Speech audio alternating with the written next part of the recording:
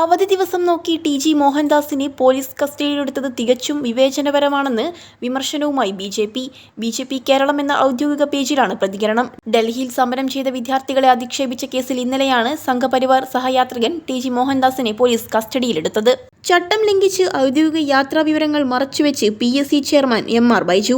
ഔദ്യോഗിക വാഹനത്തിന് log book സൂക്ഷിച്ചിട്ടില്ലെന്നാണ് വിവരം. സർക്കാർ വാഹനങ്ങൾക്ക് ലോഗ് ബുക്ക് സൂക്ഷിക്കണമെന്നാണ് ചട്ടം. എന്തുകൊണ്ടാണ് ലോഗ് ബുക്ക് സൂക്ഷിക്കാത്തത് എന്നതിന്റെ കാരണം ചെയർമാൻ ഇതുവരെ വ്യക്തമാക്കിയിട്ടില്ല. ദുബായിൽ പുതിയതായി നിർമ്മിച്ച 4 വരി മേൽപ്പാലം തുറന്നു. അൽ ഖുദ്ര മേഖലയിൽ നിർമ്മിച്ച മേൽപ്പാലവും അനുബന്ധ റോഡുകളുമാണ് റോഡ്സ് ആൻഡ് ട്രാൻസ്പോർട്ട് അതോറിറ്റി തുറന്നു നൽകിയത്. മണിക്കൂറിൽ 6000 വാഹനങ്ങൾക്ക് കടന്നുപോകാൻ കഴിയുമെന്ന് ദുബായ് RTA അറിയിച്ചു. കൊയിലാണ്ടി വെങ്ങളം കാട്ടിലപ്പീടികയിൽ ലോറിയിൽ നിന്ന് ഇറക്കുന്നതിനിടെ മാർബിൾ ദേഹത്ത് വീണ് തൊഴിലാളി മരിച്ചു. വാകയാട് സ്വദേശി ഷിബിയാണ് മരിച്ചത്. കൂടെയുണ്ടായിരുന്ന തൊഴിലാളി ഷെറിൻ ലാലിനെ ഗുരുതര പരിക്കുകളോടെ മെഡിക്കൽ കോളേജിൽ പ്രവേശിപ്പിച്ചു.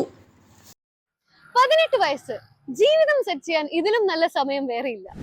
ഒരു സർക്കാർ ജോലി മാത്രമല്ല, അഭിമാനവും അച്ചടക്കവും രാജ്യസേവനവും നിറഞ്ഞ ഒരു കരിയറാണ് നിങ്ങൾ സ്വപ്നം കാണുന്നതെങ്കിൽ ഇന്ത്യൻ ആർമി, എയർഫോഴ്സ്, നേവി നിങ്ങളുടെ സ്വപ്നങ്ങൾക്ക് ഇനി ചിറകുവിരിക്കാം.